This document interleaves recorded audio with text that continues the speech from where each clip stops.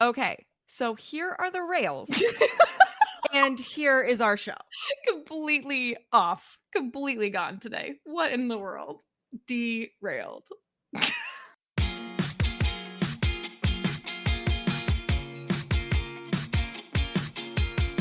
Yay, you're here. Welcome to the CK and GK podcast. Let's get going.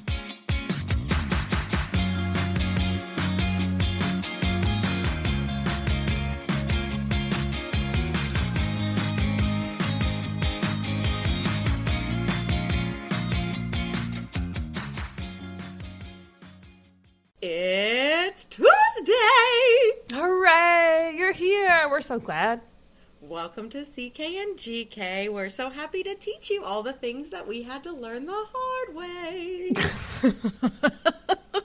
Hopefully not all the things. I mean, there's so many.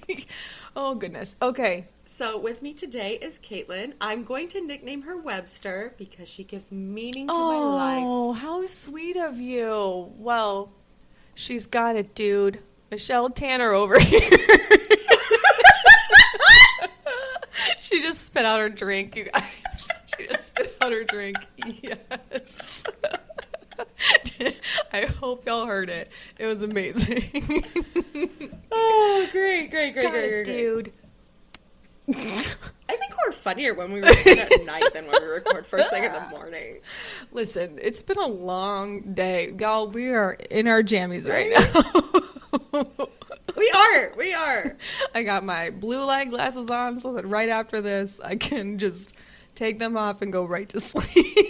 My husband has been out of town all week, and I am so excited to have him back. Like, because I miss him and stuff, but also because, like, I need a partner. Right. Also because it's hard. Yeah. The people who are, like, single parents, y'all do God's work, because I can't. Right? When my husband was gone for, like, 3 days in June, I nearly lost my mind. Now, granted, I didn't have school to, like, save me, right? Like, I couldn't send my child to school and get anything done. He had, like, morning camp, and he was there for, like, 2.5 hours.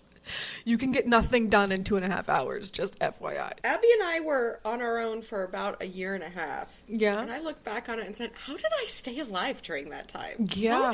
How was I a single mom for 1.5 years? Yeah, people who do that, it's not an easy task, and I commend y'all for it. Yeah, exactly. Commend y'all. In fact, like, shout out to right? you, Exactly. single parents. Exactly. Well, I'm going to give a quick shout out to Good Pods this week. Because, I mean, actually, shout out to us. Yeah, we deserve it. It's us. It's our shout out. Here's the story. On Sunday, my family and I are driving to meet some family members for a lunch, and I tweeted at Good Pods. I don't know what it was. It was something like, hey, check us out. We're on a chart. And then I put my phone away for the lunch, and I, at some point, picked it up to do something. I think my son wanted me to take a picture. And then I see that there's a message or something, like a like from Good Pods. So I just figured, they saw the tweet and they liked it, like no big deal. No. I get in the car. It's a DM from Good Pods. And what it actually says is, hey, like it's just a screenshot with a heart, and it says that we are one of their Good Pods team recommends shows, which was so cool. We were the first one. When you open the app. When you open the app. Us. Exactly. It was the first one underneath Good Pods team recommends. You didn't have to swipe or scroll. It was right there. So that was super awesome. And it made me really happy. So thank you to Good Pods. Shout out to y'all for shouting out to us. Exactly. I also need to give an update from our friend Brian, who sent us that listener question.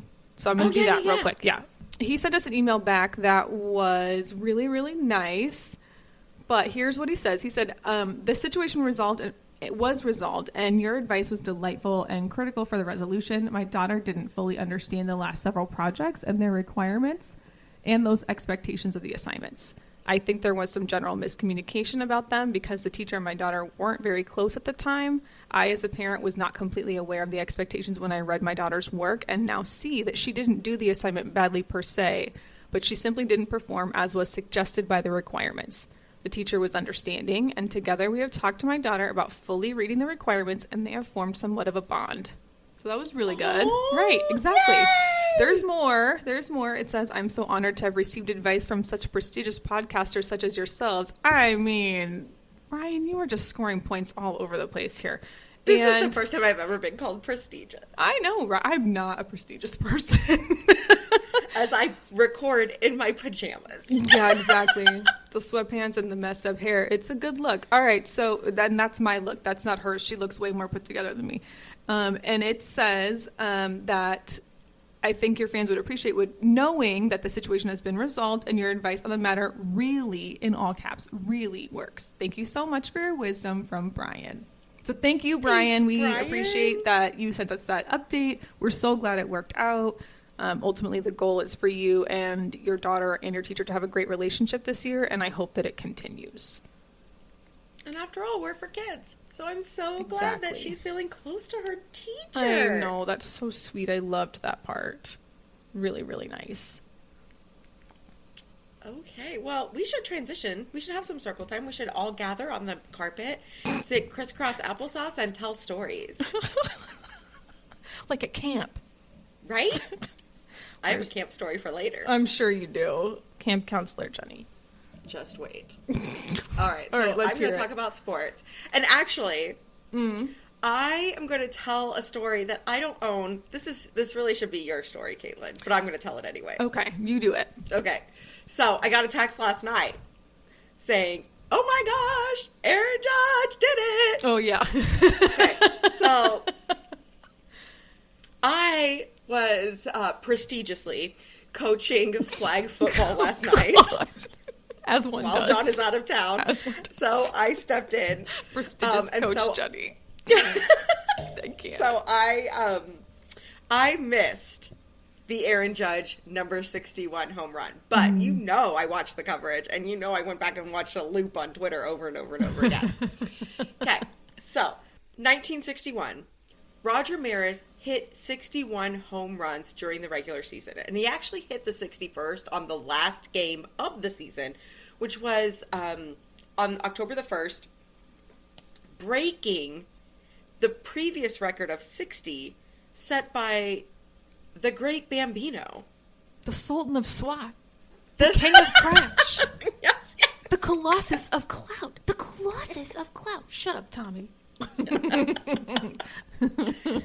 this is a record from 1927 that Babe Ruth had 60 home runs. Mm-hmm. So Aaron Judge has had a dry spell for 7 games.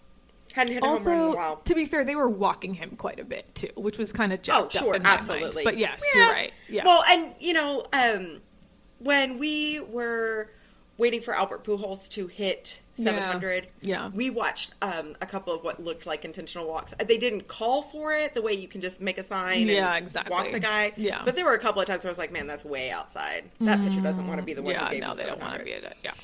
All right. So anyway, they were playing the Blue Jays in Toronto. Roger Maris Jr. was there, as well as Aaron Judge's mom. Yes. It was super sweet. As I'm going back and rewatching, because I didn't see it live the way Caitlin did. It was cool. They kept going back. This was actually his 4th at bat up in the 7th inning. There are some other players who have broken 61. I don't want there to be a misconception that we are celebrating the most home runs hit in a single season. That's not what this record is. No, this is a tie. This is a tie. Yeah. So, right. So Roger Maris broke Babe Ruth's record from 1927 of 60 home runs in a single season. He broke it with 61. Aaron Judge has now tied that record, but there is another record, okay? Mm-hmm. Barry Bonds, Mark McGwire, and Sammy Sosa have all hit more than 62 home runs in a season. Mm-hmm. But they all get an asterisk, okay? Because they were all juicing. Yeah. And so, Roger Maris Jr., okay? My dad hit the record. Roger Maris Jr. said, you know what? If Aaron Judge hit 62, I think Major League Baseball needs to do something about it. I think so too. This is the true record. This is, and this is him standing up against his dad's record, saying, I think it means something. Barry Bonds said hitting 61 is the hardest, but he expects Judge to hit 62. There's still 6 games left in the regular season, and those are the only games to which this record counts. So even if he hits more home runs in the postseason, that doesn't count towards this count of 62. Now, the coolest thing about this is when he hit the ball and it goes over the fence, it went into the Blue Jays bullpen. Right. That's where the pitchers warm up. Right. So it did not go to a fan. It did not go to a sports memorabilia collector. Nobody's trying to trade it on eBay for $150 million. The funniest thing, though, is they sent several guys, 2 officials, went to the bullpen to collect the ball for Aaron. And the guys wouldn't give it up. They said, we don't know if we're giving it to the wrong person, so we won't give it to anyone but Aaron Judge. Yeah, they were so careful. So I watched that part. I heard the crack. I had turned my head for a moment and I heard the crack and I was like, that's it. I mean, I've watched enough baseball. You probably have too at this point too. You know what that sound is when it's going to fly. And so I heard that and I went, oh my gosh. And I looked and I was like, oh my gosh, it's Aaron Judge. I didn't realize. And I watched the ball go into the stands to 2 Toronto fans. And it hits them and it drops. And you just see, you see the ball hit, or go down. And you see them put their arms over their head like, oh, no. It was a swear. Yeah. It was a swear word, right? But, you could just see the, oh, my gosh, what have I done? I dropped the ball. And there were 2 of them who did this. But when it dropped, where it landed was so great. It made me so happy. And it was really, really awesome to see his mom there. She was on her phone the rest of the night. She could not, get people to leave her alone the rest of the night. I mean, it was just so, so amazing. So I want to come back to this point that you made about this asterisk being on Barry Bonds and Sammy Sosa and Mark McGwire, because actually my husband and I were talking about this last night, but to me, it's really unfair to Aaron Judge right now that it's not a bigger deal that he did this, right? This record set by Roger Maris is 60-some years old, 61 years old. Weird. 61, 61, and 61. 61. What? To watch those connections being made. Okay, so to me, it's unfair to him that it's not a bigger deal. And I also think it's kind of unfair to baseball, right? Because people don't think it's a big deal because these records it's already been broken by these other sluggers from the 90s, but they were juicing, and there's so many people who are like, yeah, but that means, the number doesn't matter because he's not breaking a record. But he really is. It's so much more valuable. I mean, I don't know. And I have to say, I think if you truly love the game, you're impressed by this. Oh, 100%. 100% you are. And you know what? You should be anyway, because again, as we talked about last week, the person who's closest to Aaron Judge right now is 20 home runs back.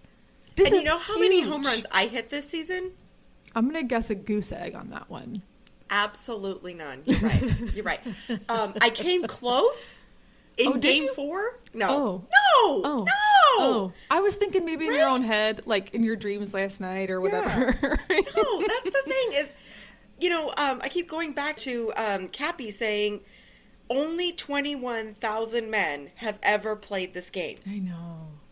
And to think, we're balking at 61 home runs because somebody on steroids hit 73. Who cares? Right.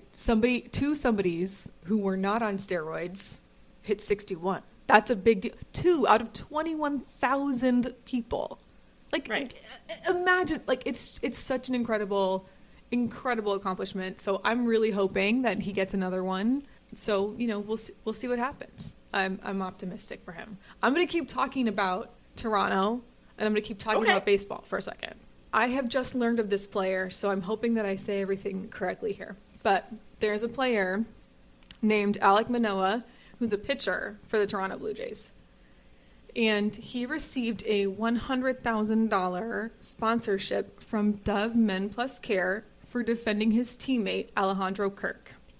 Alejandro Kirk was the target of a body-shaming tweet that went out. Here's the thing. It's not anyone's place to comment on anyone else's body. I don't care what that body looks like. Just keep your mouth shut, right? So what happened was a Montreal sports radio host called the catcher's name is Alejandro Kirk, an embarrassment to the sport, referring in particular to the shape of his body. Keep in mind that Alejandro Kirk is a catcher, so you kind of need to be a bigger person. And typically catchers, especially just because they're in squats all the time, their legs are rather large, right? Like they just have very muscular legs. And I don't think a baseball uniform is necessarily the most flattering to the upper body. So you wouldn't really know like how much muscle is underneath some of these guys. And he is a bigger guy for sure. He has a bigger body, absolutely. But he's not unathletic. And calling him he's no like CC Sabathia, that pitcher for the Yankees who like had a gut and everybody like mentioned it like all the time, right? Well, yeah. So again, this man is a catcher, and he has caught every single one of his starts this entire year except for one. Whoa. He's clearly like an athlete, and a healthy one at that. So, for him. I mean, first of all, you're a sports broadcaster. You're not playing the sport, so really, do you want to call someone out for being an embarrassment to the sport? You need to. And shut we up. all know what happened to Don Imus. Like, don't talk about. Don't people. talk about Just people. Stop. Just shut up. Right. So this man, Alec Manoah, called out the sports broadcaster and said that he hoped that actually Kirk would inspire more interest and inclusivity in the sport, because it's not reflective. You know, your body shape is not necessarily reflective of the level your of athleticism. Right. So when he got that scholarship, this is the part that made my heart happy. He donated the money to Kids Sport, which is a Canadian nonprofit that gives kids the opportunity to play in organized sports. So like rec leagues and things like that.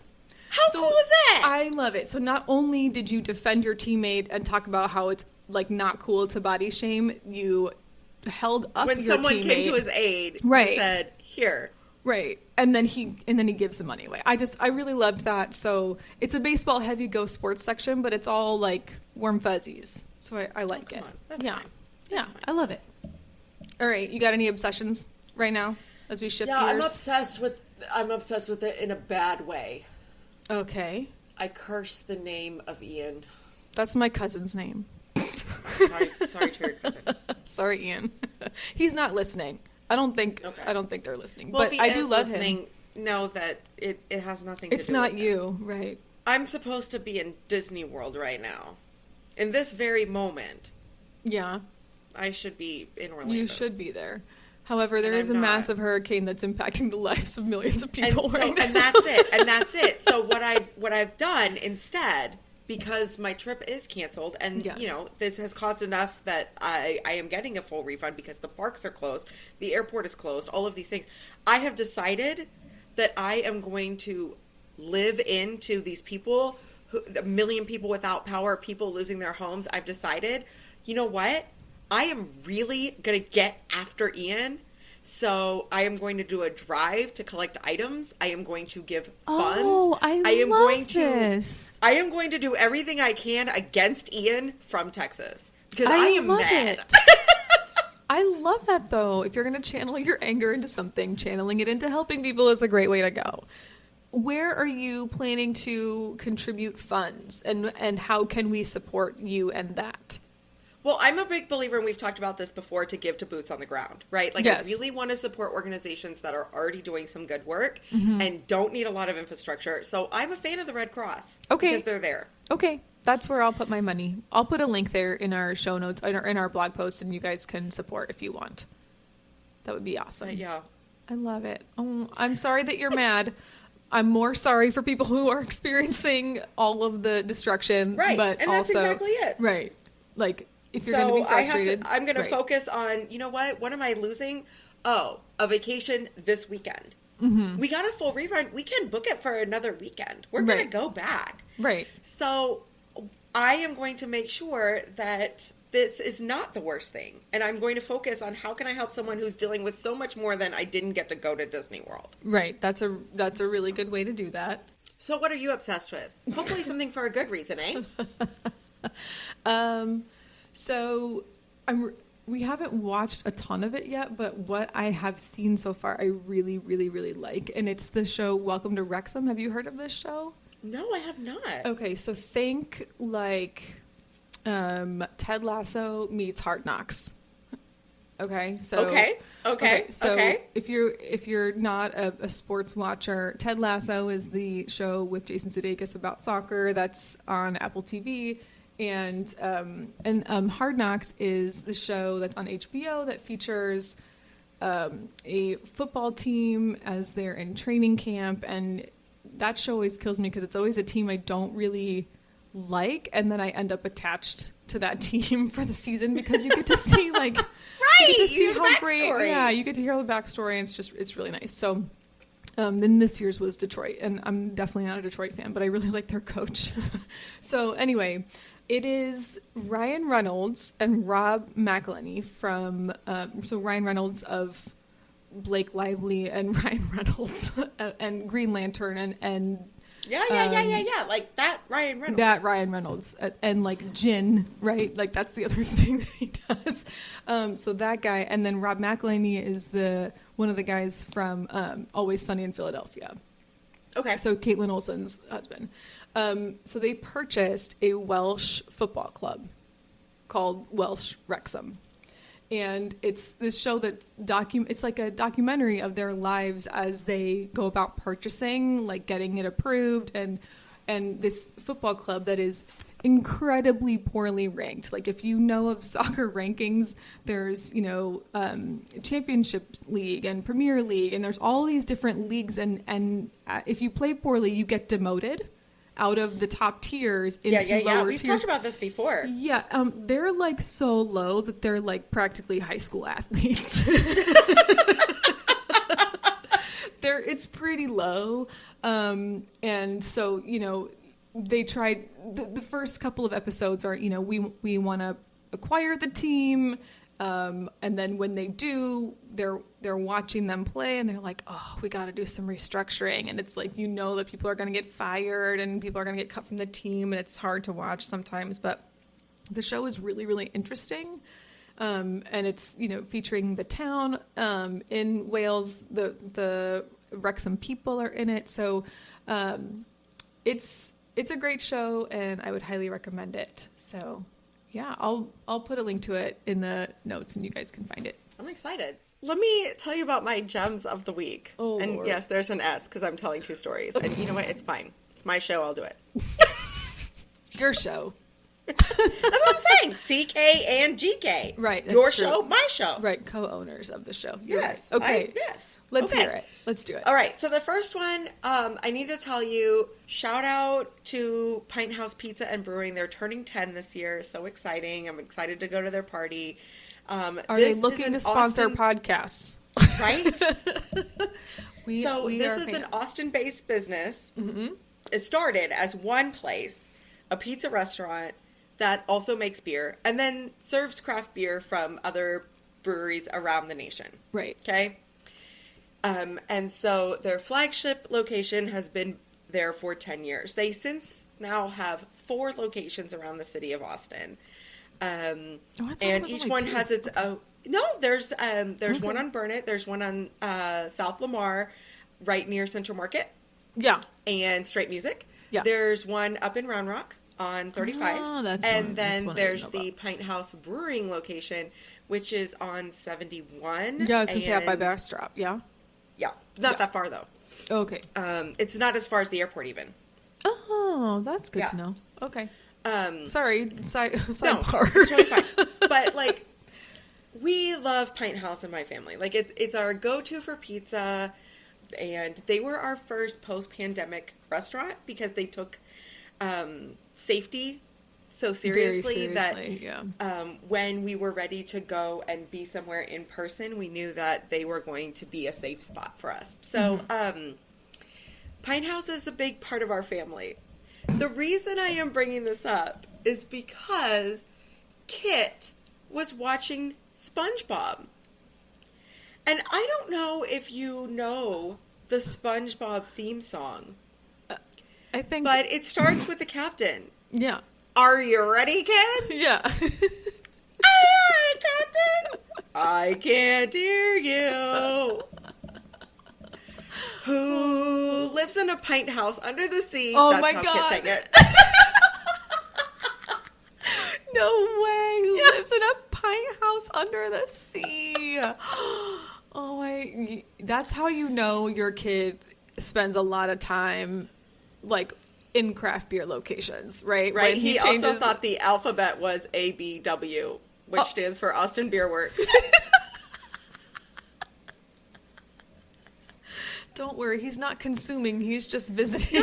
He's just visiting. And he loves to go to, quote, a beer place because Oh, what are breweries now but parks with beer? Exactly. So kids can play and run around. He Yeah. loves going, and John and I Yeah. can sit there and have a cold one while the kids play. I love it. That's so funny. I didn't correct him. ABW. Yeah. Oh, goodness gracious. I love it. Okay, what else you got for me? So my other story is my school. I've told you this before. We go to the park every day for an hour for lunch, and Amazing.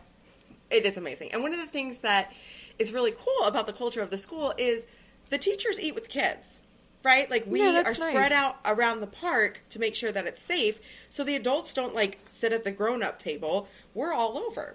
Yeah, And that's so cool. I'm eating with a bunch of fourth grade girls. Oh, my. And they're talking about their summer camp experience. And I said, oh my goodness, my dream job is to own my own summer camp. And I said, my summer camp name will be Kelp. And there'll be a special song that everyone sings when I come into the dining hall. And she says, we could call you Miss G Kelp right now. Oh, my and gosh. so for the rest of the day, she started calling me Miss G Kelp, which was hilarious. I'm laughing. The kids are laughing. The next day, she says, I thought about it. Kelp is a type of seaweed. Mm-hmm. So we could also call you Miss G-weed. Oh, no. No, no, no. No, you cannot.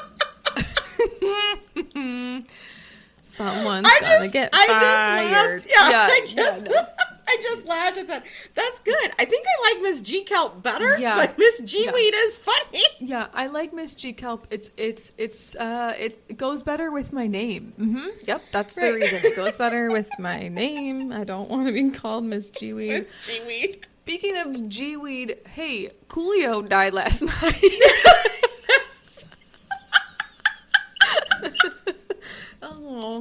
Oh man. As my friend Joanna said, he finally made it to Gangster's Paradise. So it's not funny. Someone died. Oh, come on. It is. I'm not laughing at his death. No, she's laughing at the joke. Good job, Joey. I'm glad you said that. I don't know about you, but I'm ready for fall. Like it is officially fall now. However, It It it's doesn't that weird feel upside like it. down weather when Yeah. it's 50 degrees in the morning and 95 at night. yeah, it doesn't feel like fall in Texas yet. We're waiting. We're getting closer, but it's not quite there yet. So naturally, as you do the things to get fall going. Now, my son loves Halloween. Loves. Like, is wanting to watch, like, Pumpkin Wars and all that stuff because or Halloween Wars or whatever it is, because you get to like see all the spooky like cakes and stuff being made, and he just really gets into that part of it. But he also wants to watch Halloween movies, except Hocus Pocus. He says he doesn't like Hocus Pocus, but he's just not old enough to get it yet. So we'll get him there, I promise. But of course, because it's fall-ish now, people are starting to shift the things that are on TV, and one of the things that is showing up on TV again is Home Alone. And my son and husband have already watched Home Alone 2 twice. That's hilarious. And my son was like, wait, why are we watching this? It's not Christmas, it's Halloween. And in fairness, it's a good movie to watch anytime because it's always entertaining. But my husband was like, because I like it. Like, why, there's no other reason needed, right? I'm watching them watch this movie. And again, this is a family favorite. We love it. It's always on. I think we probably are going to watch it like another 20 times just this year. We love it. And my favorite one is Home Alone 2 when he's in New York. Like, I prefer that one personally. When he's lost in New York? He's lost in New York. Yes, that's true. He isn't lost when he's at the plaza, though. So I'm just saying, that's the subtitle. That is the of the title. movie. Yeah, it is the title. So I am watching them enjoy this part. And the favorite part for both the boys in my house is the part where he gets chased to the brownstone that is being remodeled.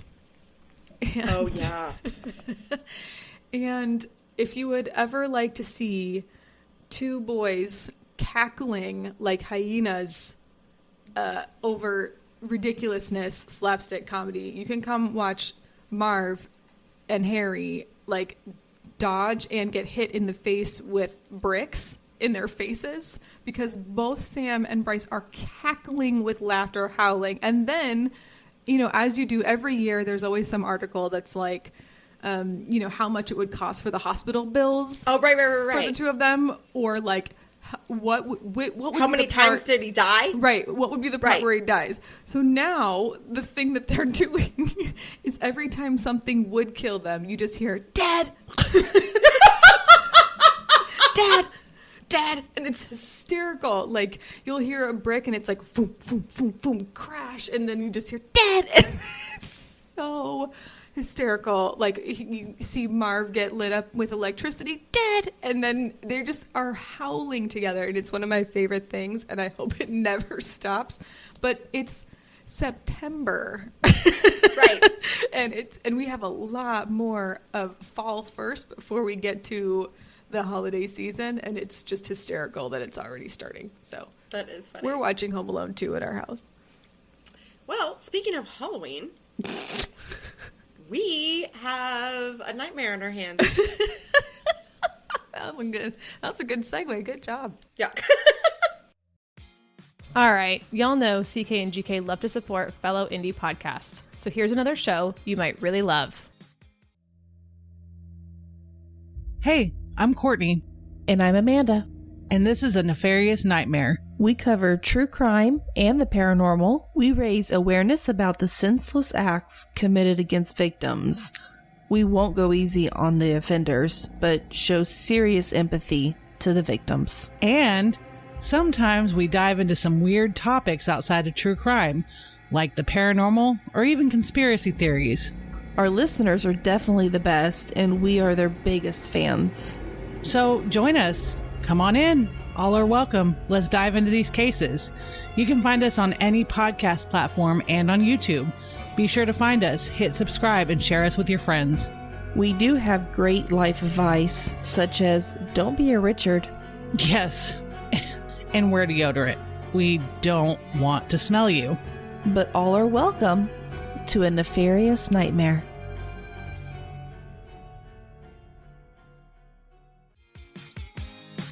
Thanks for listening to our friends. Back to the show. Okay, so now we're Yeah. back. All right, so as Jenny Back to mentioned you in earlier, the studio, Todd. exactly. As Jenny mentioned earlier, she was supposed to be traveling this weekend. Womp womp. Yeah, too bad. Again, all of our love and Right. extra funds are going to go to the people of Florida right now. But fall travel season is here, and there are fall breaks coming. Some people get a full week for fall break. Some people get long weekends right around the corner with like Indigenous Peoples Day, Columbus Day, etc. So Jenny and I thought we would give some advice for traveling with kids, because traveling by yourself is already hard enough, and then you add to it a small person who depends on you for their life, and it gets a little bit more complicated. Okay, so I'm going to start with some advice from a pediatrician in 1991 when we were flying from South Carolina to Tokyo. Oh, that sounds like a nightmare flight. Ugh. Yeah, because it wasn't just one, right? It's several legs of travel. Mm-hmm.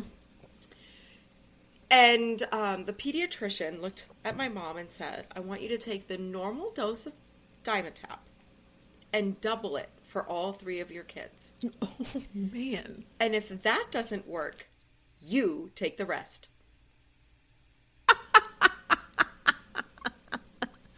Yes. I mean, because you definitely want to sedate yourself. Oh, my gosh. But also 1991, this is a different time. Oh, yeah. Speaking of a Yeah. different time, still in the early 90s. Okay. We have already moved to Japan at this point. And I tell you this story because I believe in downward social comparison.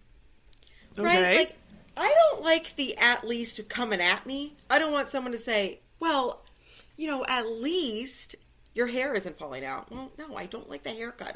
I'm just not happy with the cut. Don't tell me at least it's not falling out. But here, this is an at least for yourself. Okay. And as awful as your travel goes, at least you are not my parents. Okay? Oh, no. Hold this in your heart so that one day when it's bad, you may make the comparison yourself. You don't have someone else doing it. Okay. In the early 90s, after we had already made this flight to Japan, we are living in Japan. And one summer, my parents wanted to come back to the States and visit their families. My dad is originally from Baltimore, and most of his family was still there at that time. And my mom's parents were living in Melbourne, Florida, which is very close to Cocoa Beach and Cape Canaveral, Oh, okay. Kennedy Space Center. Okay? Okay.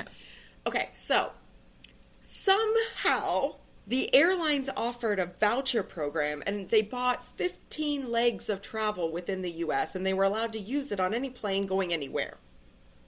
Whoa. With, of course, plenty of restrictions. But they thought it was any plane going anywhere within the U.S. Okay. And so they said, okay, well, we need to get from Yokota, Japan, which is the Air Force base, to the East Coast of the United States. Okay. And so they bought these 15 legs of travel. Now, remember, there are 5 of us, so that really only equals out to 3 flights. Oh. Okay. Yeah, okay.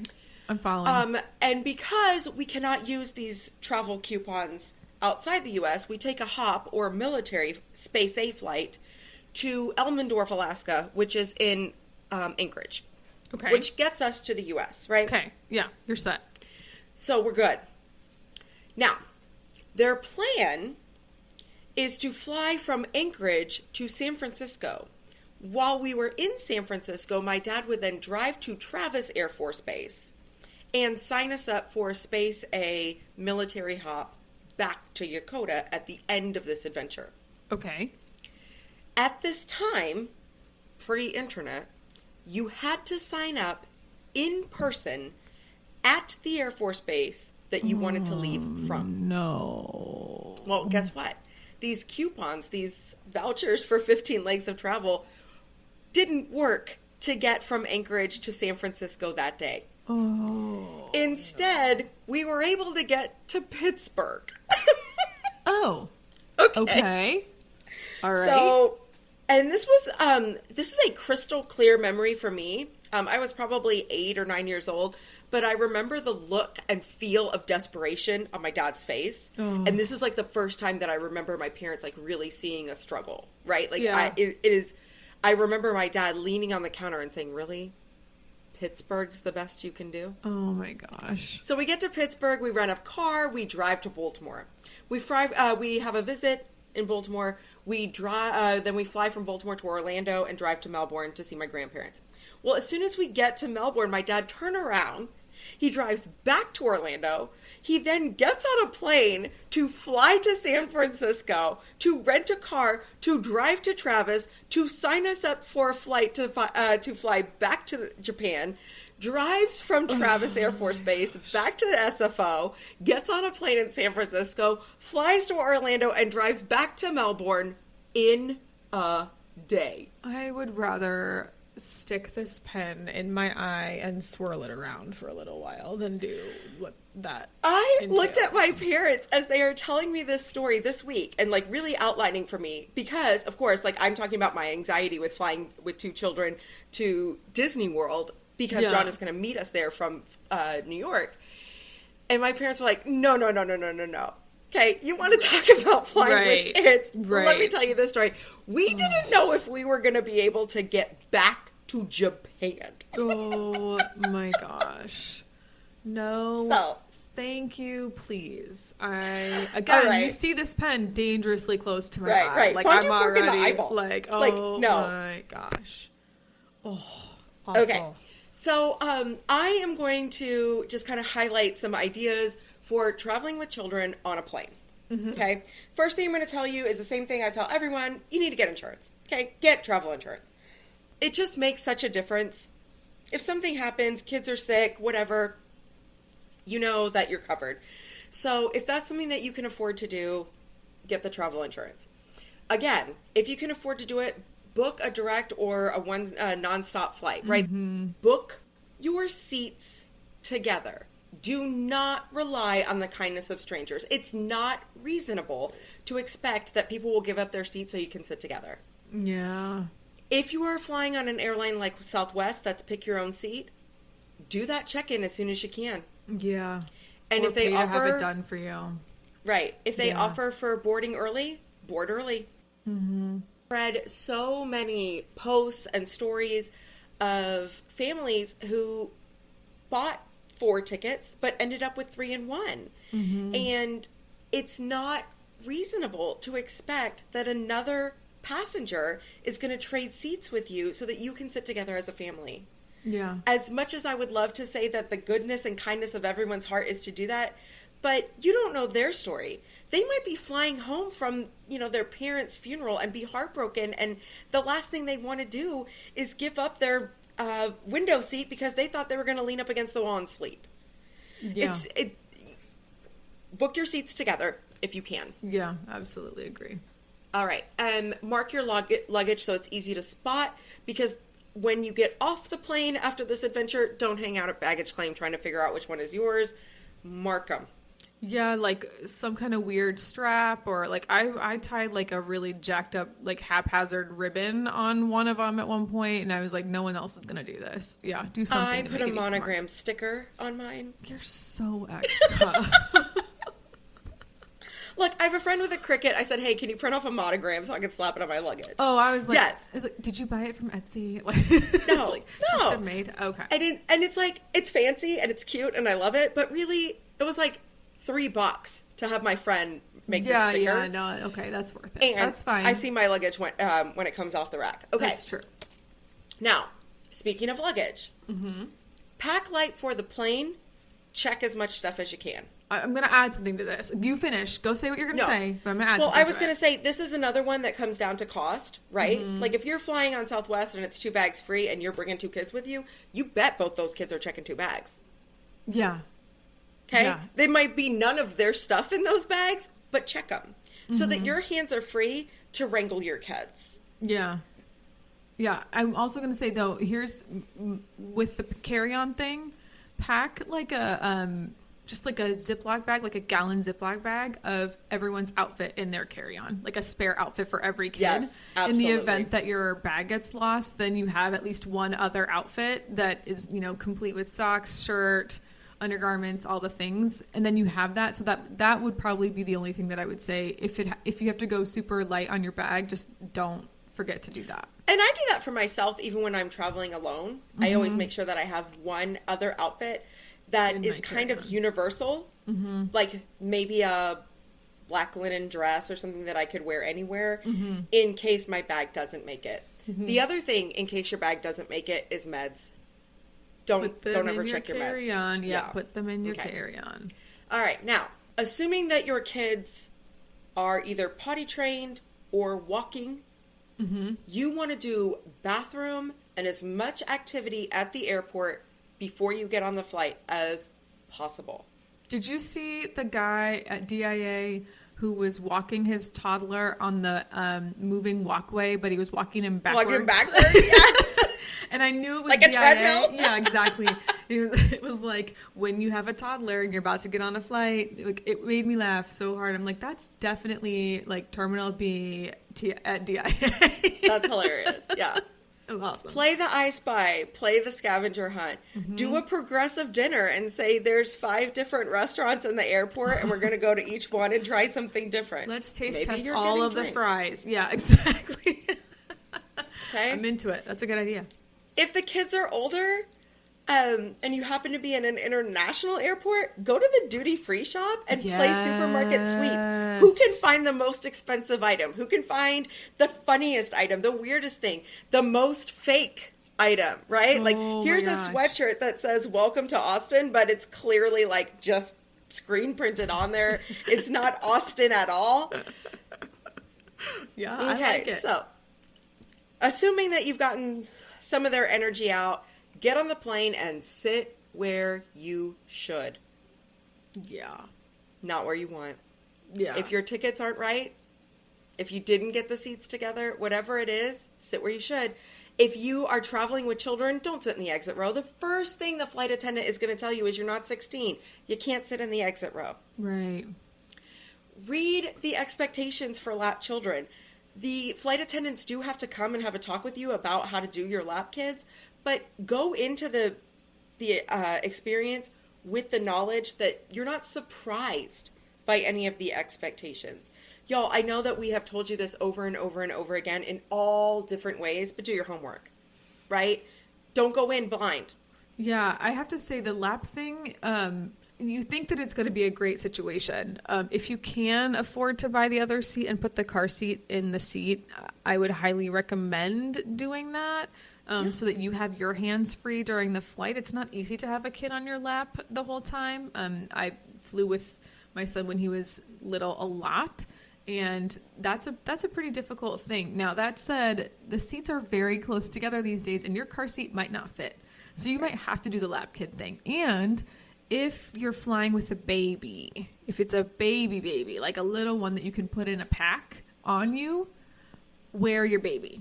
Wear your baby, absolutely. wear the baby. Because it's good for both of you. You are going to have your hands free. You can comfort the baby as soon as possible. But just know when you get in that seat on the plane, they're going to come tell you that you can't wear the baby while the plane is taking off and landing. You're going to have to take the baby out of the baby carrier, put the baby on your lap, hold it appropriately, and then you can put it back in the baby carrier once the plane is up in the air. So just keep that in mind. Bring new entertainment. Mm-hmm. Novel is the name of the game. I'm talking 3 to 4 new toys per hour. Now, these might be 3 to 4 new Hot Wheels. They Right. might be 3 to 4 new pages in a coloring book. I'm not talking about we're buying, $20, $30, $40 toys here. Ooh, no. But you got to have new stuff. And I'm sorry, but we ain't counting calories on this plane. No. Stuff the kids full of food. This is good for a couple of reasons. One, I mean, we all know that snacks make everyone happy, including mommy.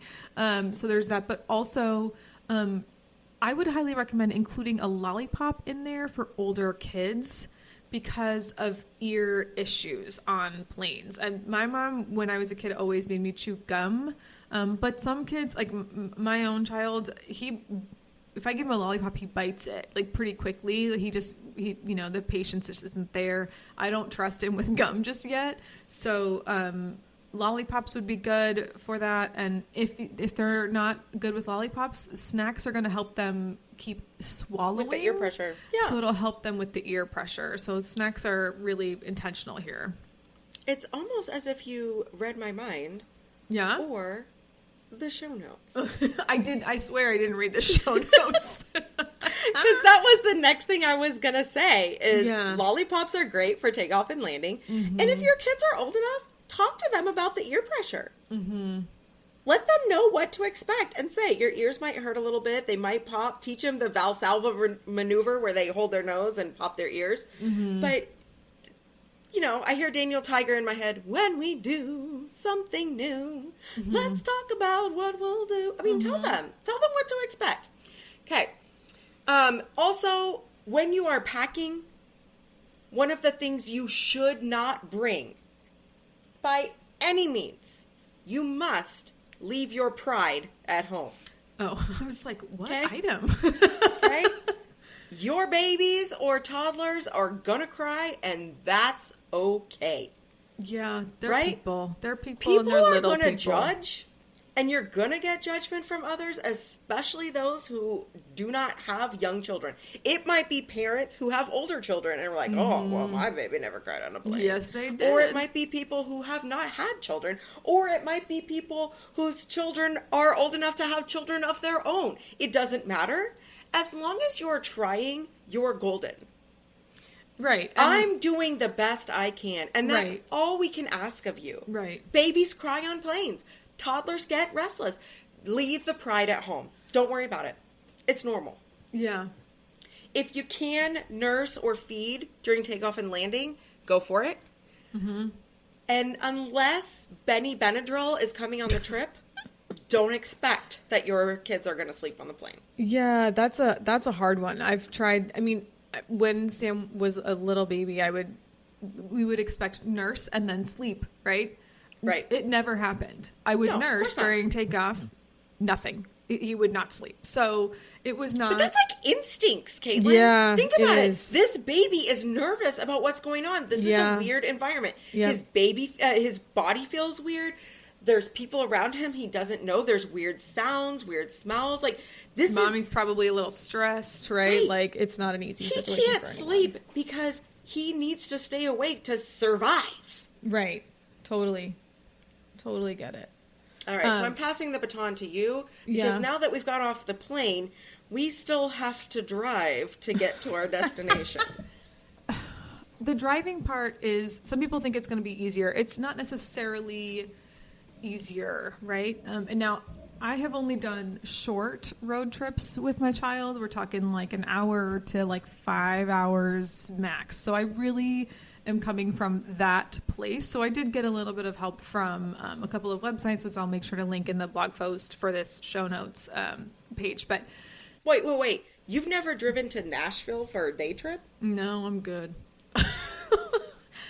The longest road trip I've ever taken was when I drove from Austin to my family in Denver. And it is a 14-hour drive that I did in one day. I did it by myself. And 11 of those hours were in Texas. I spent an hour in New Mexico and then 2 hours in Colorado, but the rest of it was all in Texas. And if that doesn't tell you how big this state is, then I don't know what will. So, In 2017, when the total eclipse happened, we drove to Nashville to see it, but we didn't get a hotel. I So we remember drove also 14 hours Yes. to Nashville, stayed in town for about 6 to watch the eclipse, then turned around and drove back. I remember this. With I remember the when you kid. did that. I remember when you did that. Oh my gosh, I can't. I had forgotten that part of it, but oh wow. So dumb.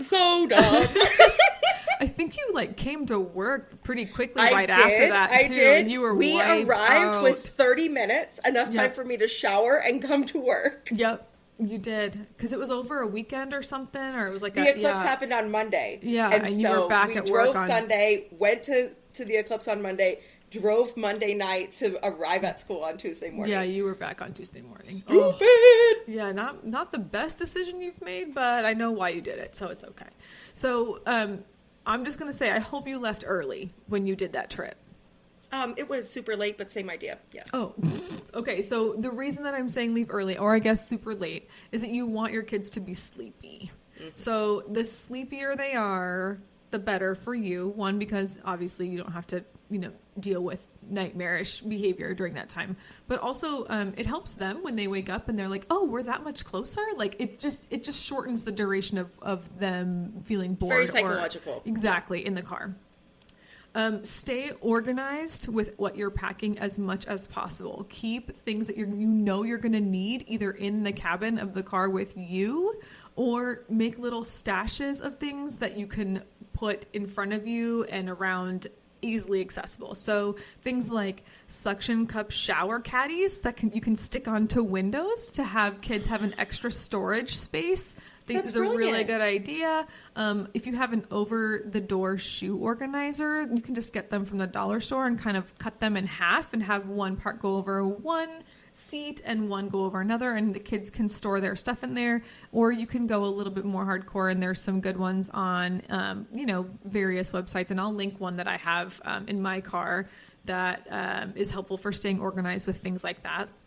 Oh my gosh. You know what we did with one of those shoe organizers? I'm so proud. We hung it over our pantry door and we use it for our to-go coffee cups and water bottles. That's smart. When we had a bigger pantry than we do now, when it was like a full closet door, I used it to put spices in. Oh, that's clever too. And now I use one on the back of my laundry room door, and that's where I put cleaning supplies. Very smart. All right. Thank you. Continue on. Yeah, you could just cut one of those up and put them in the car and on the seat in front of your child. Again, you're going to need to bring entertainment. And I recommend varying this up a little bit. So we're talking visual and audio. If your child can handle motion sickness issues, if they can watch movies, I would highly recommend. If they can't, audiobooks are a good alternative. Songs or playlists that they really like. If they can play video games because they don't get motion sickness, that's another good option. Bring some non-tech ones too, because everyone's eyes get tired, even kids who are addicted to screens like my own.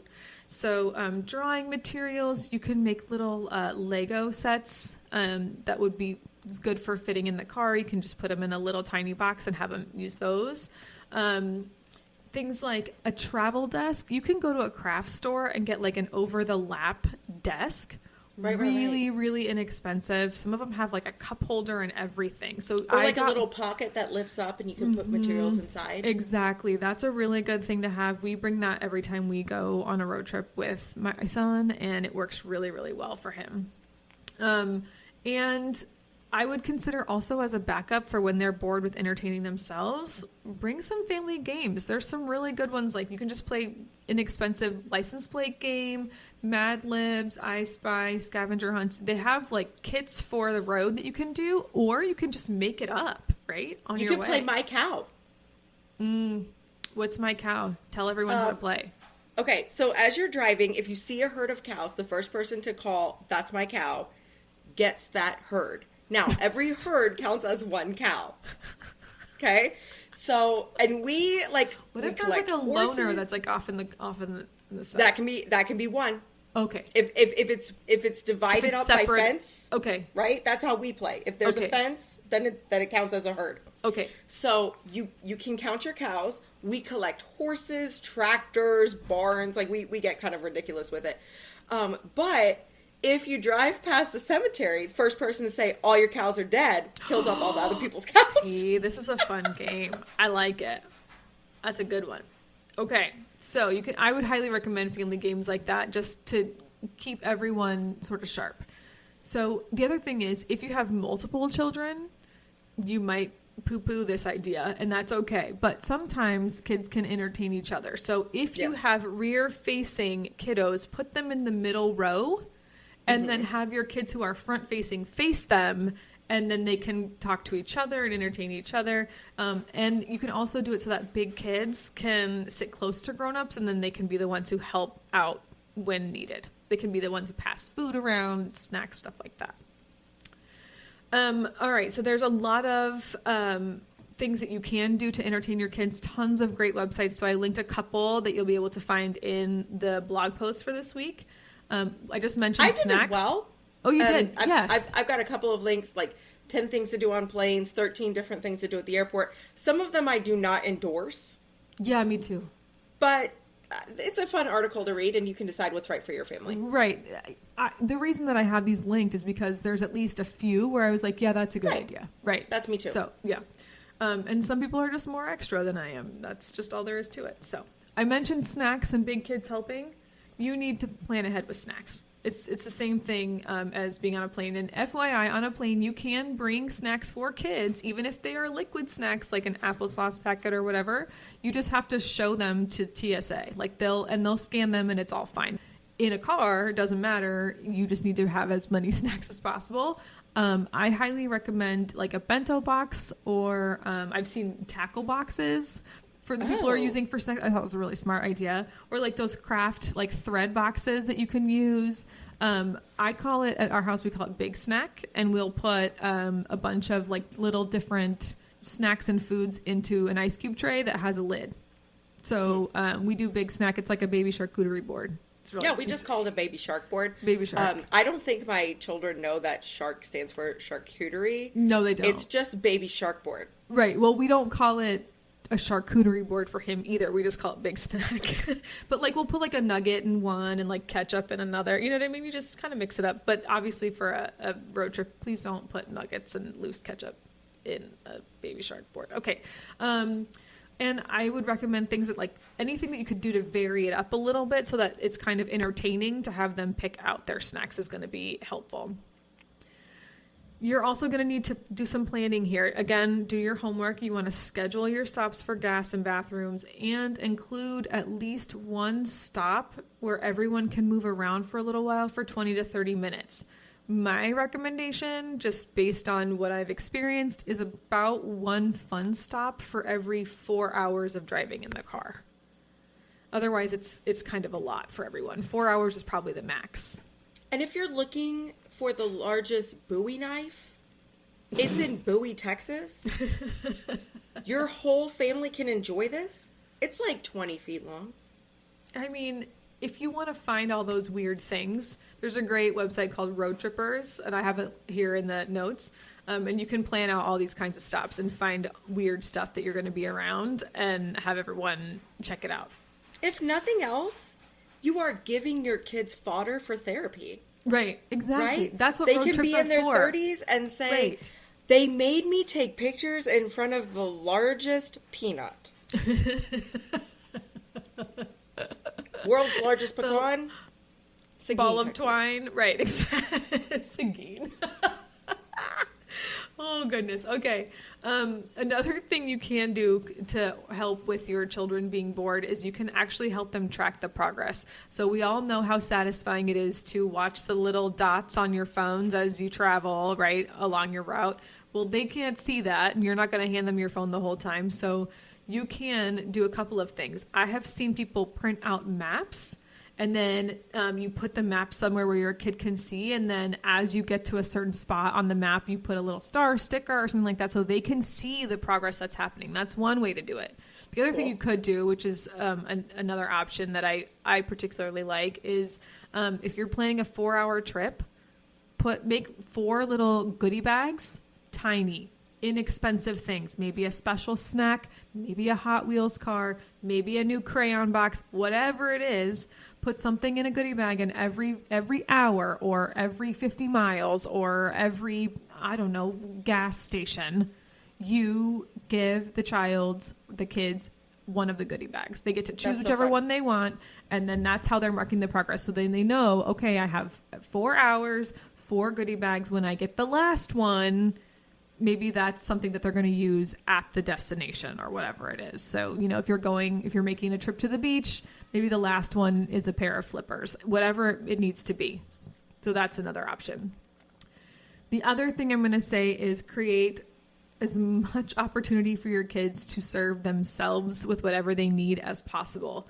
So you're going to want a self-service station that's in their backpack so they can choose the activity they're going to do. They can choose the snack they're going to have. You want to be as hands off as possible to let them entertain as much as you can. Because you're going to need your patience when they decide that they can't handle it anymore. I also will say plan for naps. I know we said kids don't sleep when they're traveling. Sometimes it's the car is better than the plane. Right. The car is just different. So I would say plan for naps even if your kids don't nap anymore. So bring a pillow and have it available in the car. Bring a blanket, have it available in the car. Bring the favorite lovey if there is one, have it available in the car. They might just surprise you and take a nap. Who knows? They might also sleep out of boredom. That's what I do. Okay? If you are trying to get your kiddos, especially those who might be past the nap stage, they might be 4, 5, 6, 7, 8, 9, 10, 15. If you turn off all the devices, Yeah. you put the radio on mom and dad's music, Yeah. and you say, you know what, it's just quiet time, we're not going to engage right now, it is possible that the kids might just fall asleep because they're so stinking bored. Yeah. So just FYI, right? Like just do it in case and you'll feel better about it. So, I would say also probably the most important one is plan like a just in case sort of stuff. Make a kit for yourself. Put it in a plastic bin that is clear so that you can see exactly what's in it and you can access it quickly. So this, we're talking about spare clothes, plastic bags, a towel or two, some head to toe cleansing wipes, plastic gloves for anyone who needs them, and maybe some Dramamine for people who get car sick. So spare clothes, I think my mom could probably tell you a story about when she took me up to Yosemite one time when I was little. You need spare clothes in the car. You don't know who's going to get car sick. We did one trip where Kit threw up 3 times. Oh, we were out of extra clothes. Yeah. We had him stripped down to just underwear. Yeah. And on the way home, John said, "You want to stop for a beer?" Oh my God. And I was like, "Yeah, we both earned it." Yeah, so you we need it. brought our naked toddler to this brewery and just let him run around in his underwear and said, "We don't even care how trashy this is. don't. We have cleaned up vomit 3 times on this trip." You needed that beer. You really, really did. But a car sickness kit is going to be really helpful. I will also say a plastic cereal bin that's lined with a plastic bag is a good trash can, and it could be a good vom catcher too if you need it. That's brilliant. Yeah.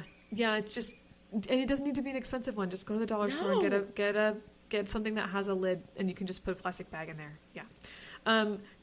Put baking soda and cornstarch in this car sickness kit that you have, because it can help dry up and neutralize the smell once you like scrape it all out of your car. Oh. You need to have something that's cornstarch or baking soda is probably the best ones. There's also ones that have like, they are advertised as being something fancy for that sort of purpose. You don't need it. Just get some baking soda and put it in there. That way you can, once you sprinkle it on, you leave it on there for a little while, and then like maybe the next gas station after the one that you stop at to clean up, but the next one, you can just vacuum it out and it should help a lot with the smell. I would also in that put maybe some, if you're an essential oil user, put some essential oils in there, like a strong one, like peppermint maybe. Peppermint can also help with nausea sometimes. Yeah, and maybe some vapor rub. Because you can put, if the car stinks, you can put that on your lip and it will block the smell. Just saying. Isn't that what like the medical examiner does before they do an autopsy? Yeah. Yeah. You just put something strong on your lip so that you don't have to smell it, because it's going to be in the car. But if you have it there for everyone, that's good. Or you could do the essential oil thing, whichever one you want. I would say you need to put some car supplies in your emergency kit. Things like jumper cables, fix-a-flat, trash bags. Also, if you haven't already thought about it, go get your car looked at a few days before you go. Have them check tires, have them check heating and cooling, oil change, all those things that you need in order to be prepared so your car's in the best shape possible. And I would also suggest pack a one-night bag. So this is like a set of PJs and one complete outfit, and put it in like a gallon baggie, kind of like what I said to do with your checked bag. And that way, if you have to stop overnight at like a hotel or whatever while you're making your road trip, you can just take in this one bag with your toiletries, and you don't have to unpack every single thing that's in the car. If you don't want to do that, some people want to because they don't really want to leave all those things in their car overnight at a hotel, and I would understand that. But if you feel okay about doing that, you know where you're going, or you know you're going to have covered parking or whatever. Sometimes a one night bag where you just bring that in and not everything else can be really, really helpful. So that is helpful. Yeah. One more thing I would say, and this is because I'm Gen X, a paper map. If you're going somewhere where you know you're going, no worries. But I took Abigail camping in the Davis Mountains a few summers ago, and getting to our campsite, we went through several parts of the state where there was no service at all. Very true. And while I knew in my mind where we were going because I had read the directions and I had seen them on my phone, it was very calming to my anxiety that I had a paper map so that if something did happen, or if, I thought I had made a wrong turn, I knew that there was a backup for all those times when I had zero service and my phone could not find me. If you are someone who cannot handle a paper map for whatever reason, maybe you can't read it and you're spatially challenged or whatever it might be, if you are on your phone and you load the area that you're going to be in where there's no service, if you load that part of the map onto your phone, you can use it in offline mode. So there is a way to do that. Yeah. Like let's say you load it when you're on Wi-Fi and then you disconnect it because you're roaming or whatever it might be. You can actually turn that map feature on so that you can still use the GPS and it will still follow you.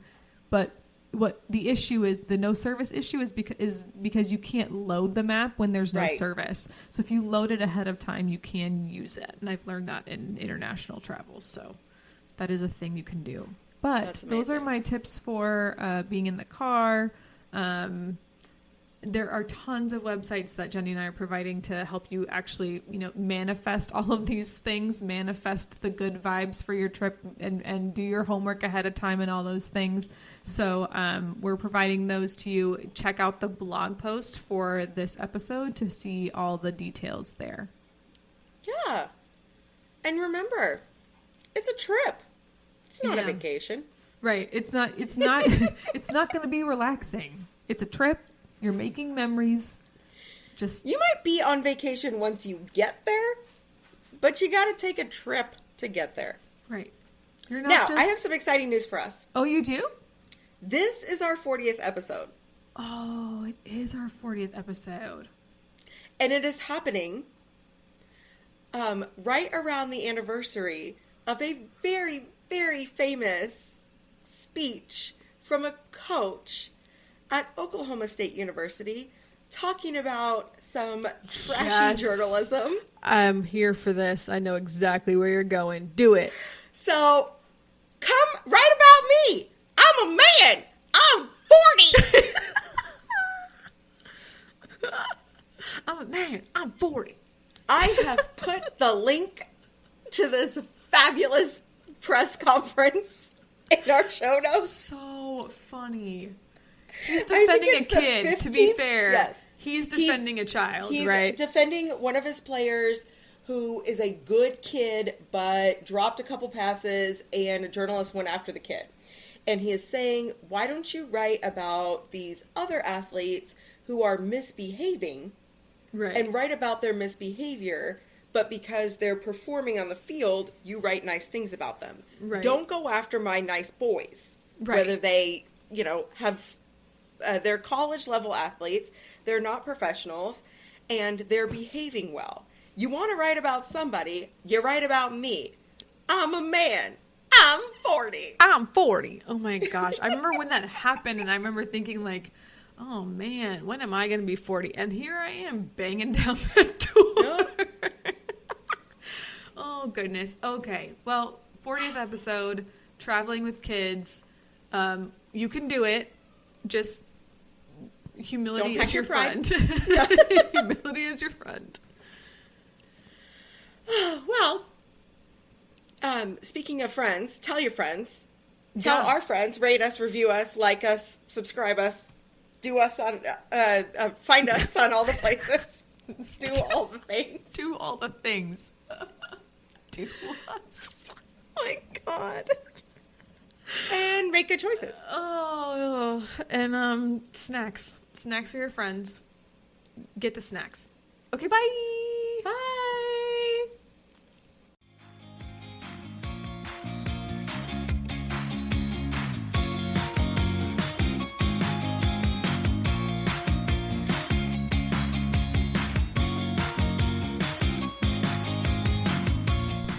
Hey friends, thanks for listening to the CK and GK podcast. Find us at CK and GK podcast on Instagram and Twitter, and rate, review, and subscribe on Apple Podcasts, Spotify, Good Pods, or anywhere else that you pod. See you next time.